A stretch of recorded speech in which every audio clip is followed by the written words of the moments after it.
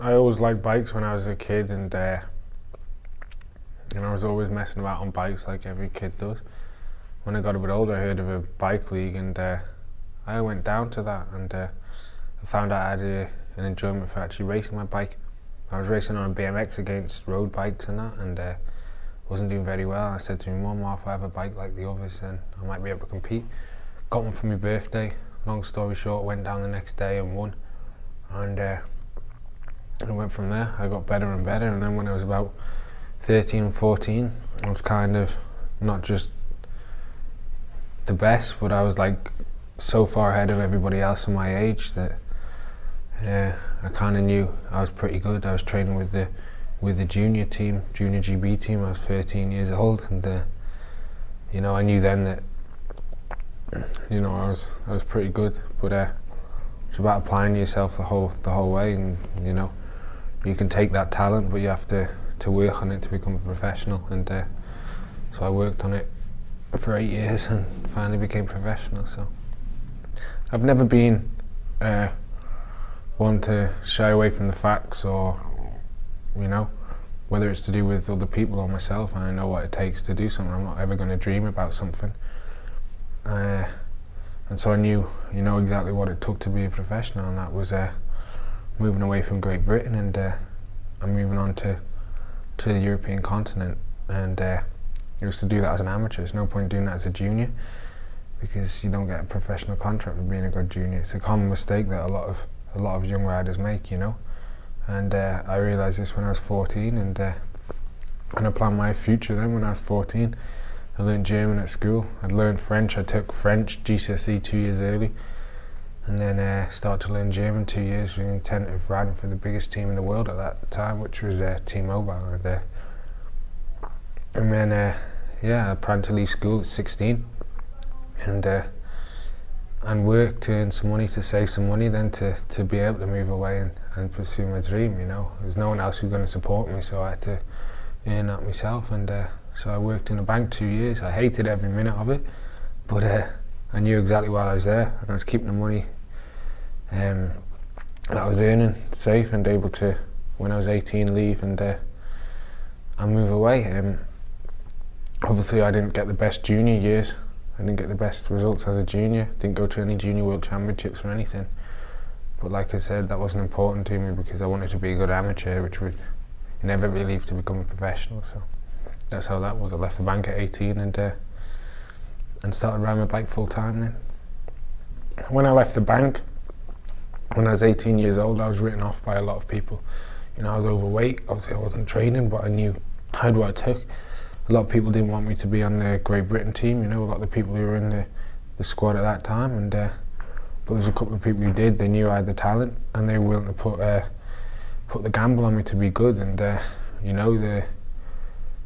fundamental guy from that was my coach, who's still my coach now, Rod Allingworth, and he took a gamble on taking me on the Great Britain team, and I went from being a 80-kilo banker to a world champion in 15 months. I rode the World Madison Championships 15 months after I joined the Great Britain program, and that was a pretty defining moment. I'd been dropped from every junior World Championships. I wasn't allowed to ride even on the track there, and I felt I was always able to. So finally I had my chance even to ride a World Championships, let alone compete for the win. Even to go to the World Championships, it was a dream I'd had, and obviously as a second year senior I went to go.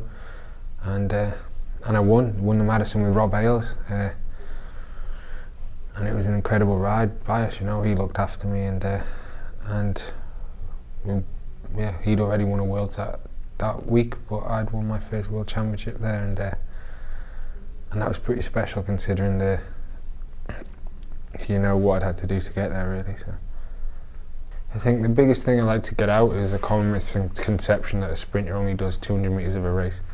I know a lot of professional riders, or all professional riders, know it's not the case, but people who kind of sit there and watch it on TV, they don't understand what goes on before that.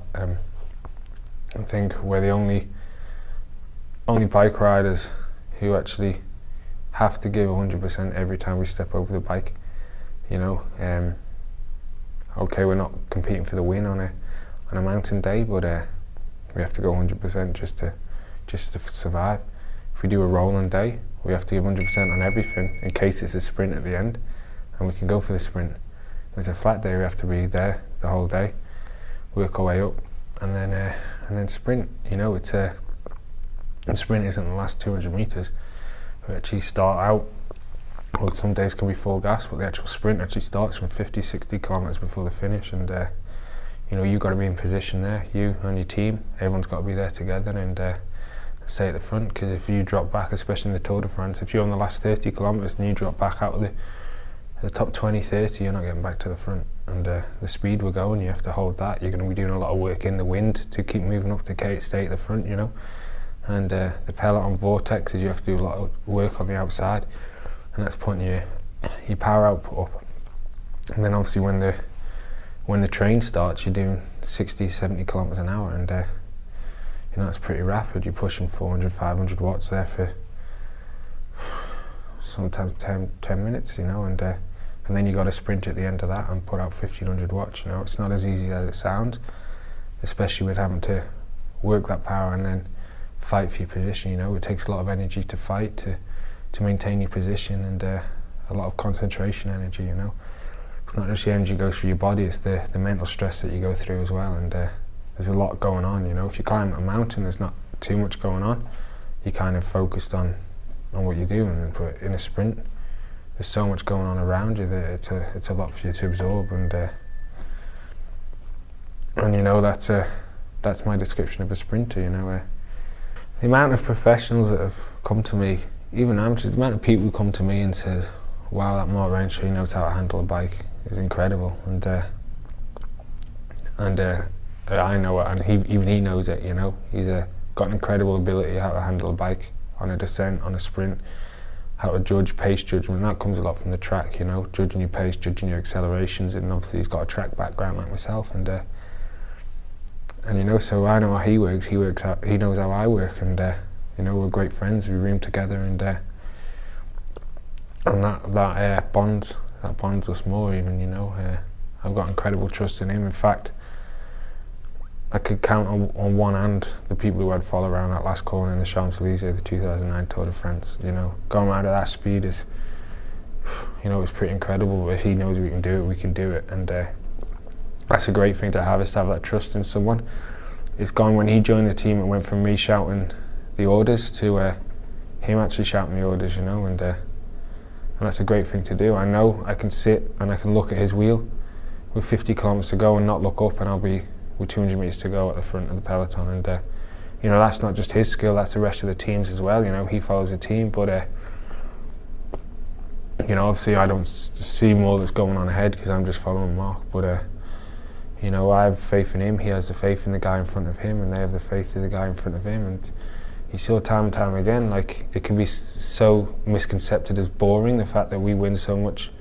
You know, every day we structure it and we win, we never fail. It can be misconcepted as boring, but that's the pessimists looking and not actually realising that it's actually a skill to be able to deliver time and time again. 9 people doing the same thing and not making a mistake once, you know, continuously doing it in the biggest race in the world. It's a pretty big thing to do, you know, and you got to look at the you know, the skill involved. Maybe it's our own fault for making it look so easy, like, but you know, it's an incredible job what 9 guys did last year, like, and you know, for one guy, if you think about it, 9 guys doing something right 6 times, that's 54 times we had to do something without something going wrong, and we did it, you know, and that's a pretty big thing. I think among the sprinters, I think you know, we all kind of get on well. We all know each other's positions. You know, there's a lot of riders. You know, some of the shit riders don't actually realise the pressure it takes to kind of win races. You know, and it's kind of them ones that don't give the respect that's deserved to guys who do something. You know, and but all the guys who are actually quite good, they all have respect for each other. You know, whether a sprinter, climber, time trialist, even domestiques. You know, the people who are good, we all have respect for each other, and so that's okay, you know, and yeah, especially among the sprinters, I think okay, it's got to be hard, but you know, I get maybe a lot of shit for my personality and that maybe, but I never get criticised for me bike riding, which is quite a big thing, you know. I think that's probably why I get, you know, there's no way to knock. You know, I'm quite outspoken about knocking people about their bike riding, like, but nobody can really knock me for my bike riding, so it kind of goes to the personality then. You know, like, you know, it's always it's an alpha male thing to try and be the best. The way you be the best is to, you know, you got to mentally challenge people as well as physically challenge people, and if you can find a weak spot, you got to target that. Normally I can find a weak spot in other bike riders' ability, not necessarily because they're bad, but because, you know, with my situation with my team and myself, you know, it's pretty easy for me to do that. But you know, I kind of get knocked for my personality, and I'm not gonna let it affect me, like, you know, because I'm winning. So every sprinter now, like, there's a lot of people who think now there's not the quality of sprinters that there's always been, but there is. It's just me and my team are better. Do you get what I mean? It's like, we're not once in a year team, we're a once in 2 or 3 generation team that presents things, you know. The sprinters that are around now, Tom, Tor, Oscar, they're as good as sprinters as there's ever been, you know. They're sprinting at higher speeds. The teams are more organised. They're incredible guys, and if you watch the Giro d'Italia 2010, there's different guys winning every sprint because there's that quality of depth in the sprints. They're big sprints. It's not like, but the fact is, when I come along with my group of guys around me, we're not. It's not that we're the level that sprinters have always been, and there's no one to compete. Those sprinters are the level that everyone's ever been. We're just taking it a step further, and we're not a once in a generation, not even a once in a generation squad. Where there's maybe 2 or 3 squads in the past that have ever come close to being as dominant as we are, you know. And you got to see it like that. Tom get on fine. I mean, every rider's get on fine, you know. Obviously, the pressure of races puts a lot of strain on patience with people, patience towards me, and my patience towards other people. And you know, it's highlighted in races in the past, but you know, everyone gets on well off the bike, you know. We all do the same job. We all respect how hard it is to do our jobs, and I know, so it's good. Northland, I was still kind of emerging then. You know, after Scale the Price, I won Scale the Price 2007, and it was my first ever win as a pro. I'd been pro 3 months, and then yeah, I won 11, 12 races that year. So it's kind of known, guys knew I was fast, but then that year after, you know, it was kind of still kind of emerging. So you know, obviously, no one likes to lose a race like Tom did, you know, and but no, it was okay. It was all in fun, and no, it's been good. So this is the first time I've actually seen the profiles of the flat days. You know, they never show the profiles of flat days. You know, they only ever show the profiles of the mountain stages until like a month before. Really, it's kind of like, so you kind of don't know. They might show the profiles of 10 stages, but then there might only be the other ones that might have a hill, right? Not a hill, but they might be flat and then finish up a hill, and you don't actually know that until you get the. You know what I mean? It's like, it's weird. So you might think, okay, they show when I sit and watch the presentation in October, they show 21 stages, but they only show the profile of 10 of them. Like, so you think, oh, there's 10. There's automatically assume, oh, there's 10 flat days, but there isn't. You know. And so this is the first time it's quite good. This thing. So, you know, it's even a shame that they don't have time bonuses in the tour anymore, because, you know, the prologue's not too long for me to get a good result, and with time bonuses, you know, could be possible to wear the leader's jersey, and well, that's not going to happen this year, but for sure I'd like to get a grip on the green jersey in the first couple of weeks, especially in them first days. Obviously the first road stage to Brussels is big, and then even the next day is to Spa. It finishes round where Liège and that is. It's pretty hard, but you know, with the freshness you might have in the second days of the tour, it's not too different to the Monaco Brignoles stage last year, you know, and you know, we might see how that goes. It would be hard, but you know, for sure Tour will get over them climbs, so I'm going to have to as well. And then obviously, yeah, it's going to be important to the Arenberg with the cobbles and that. I love cobbles. I'm never normally allowed to race because I'm my team's little baby, you know, so I have to be looked after, so I can't race on the cobbles like I want to, but you know, I love it. I love fighting, and I've got an incredible team there that can position themselves for the cobbles as well. So that'd be nice there. Well then, yeah, that should finish with stage 5. It's going to be straightforward bunch of sprints. By this time we should have a you know, quite a firm grip on the green jersey, and obviously everyone will be looking at us to control, as they always do. So there's going to be some tired guys already in my team, you know, but we've got some great guys who can ride all day, and are super dedicated, and they showed that last year. Bernie Eiselberg, Grapsch, riding the whole tour last year, and you know, whoever we bring this year, you know, is going to do the same, and I have every confidence in them that we'll be able to bring back any break and hopefully get a sprint. And yeah, they're just relatively simple. There's nothing really.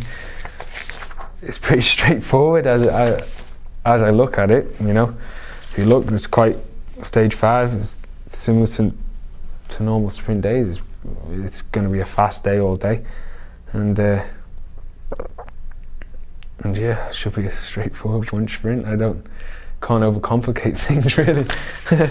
So that's that, and hopefully that'll secure, you know, a lot of points in the bank for the green jersey. And it's about second week. There's a few more things, and then it's going to be about well, the first 10 days is a few, and then it's about holding it until Paris. Really, you know, not a lot of opportunities in the second half of the week to score points. So it's going to be a stressful tour because we're going to have to start off so stressful. So Champs-Élysées is you know, it's the most spectacular finish. I think it's probably the most famous picture in cycling. If you ask any non-cyclist, name a scenario, like a scene in cycling, let's say the Tour de France finish on the Champs-Élysées, and you know, it's something you watch when you're a kid, something you dream about, you know, it's this special stage, and it's not until you kind of actually get into knowing about cycling when you're amateur and professional, you know the intricacies of it, like how actually particular the Champs-Élysées is, not just because of spectacle, but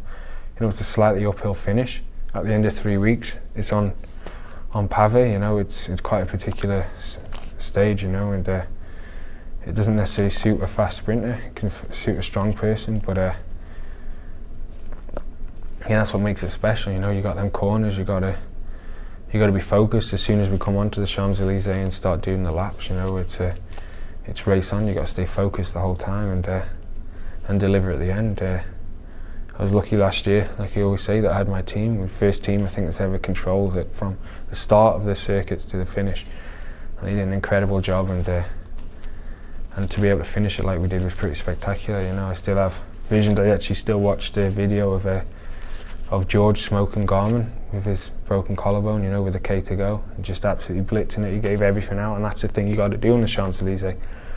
You got nothing else to save yourself for. You know, in every other sprint throughout the tour, you try to save every 5, 10, 1, 2% you can, because you need the energy for the next days. And that's maybe why some days I win by only half a bike or something, you know. Well, it's not because, you know, we're getting tired or something. You only have to win by half a bike. But the Champs-Élysées, you know, you have to give 100% because you've got nothing to save it for. And you see the team gave everything 100%. George smokes Garmin, and then Mark Renshaw got such a big gap on the last corner. It was impossible to lose. Like, obviously I didn't see that, and maybe it would have been nice to get us closer, you know, at the finish, but I just went full gas, and you see you put a couple of seconds into the peloton, and that's the beauty of the Champs-Élysées, that you can give absolutely 100% and show your ability, really. So